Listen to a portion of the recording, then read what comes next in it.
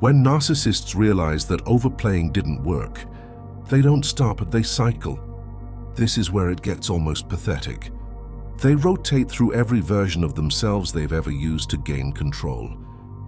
Concern, authority, charm, victimhood, intimidation, reason, one after another, faster and faster. They're no longer choosing tactics. They're throwing them. They check which version of themselves still gets a reaction, which tone still lands, which angle still opens a door.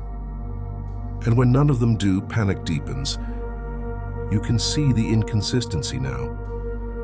They contradict yesterday's position. They deny what they insisted on earlier. They say whatever might restore footing. This is the stage where manipulation becomes obvious to anyone paying attention. Because strategy has coherence, desperation doesn't. They speak before thinking.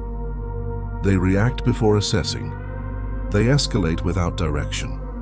What once felt calculated now feels frantic. And the humiliation is that they don't even realize how exposed they've become. They believe variety equals adaptability. In reality, it signals collapse. A confident manipulator commits to a single narrative. A panicking one tries to outrun consequences. You don't interrupt this phase. You don't point it out. You don't correct the contradictions. You don't engage the bait. You let the cycling continue. Because every switch confirms the same truth. They don't know what works anymore. Their power depended on predictability, yours. Once that's gone, they're improvising in the dark. This is the moment where something irreversible happens internally.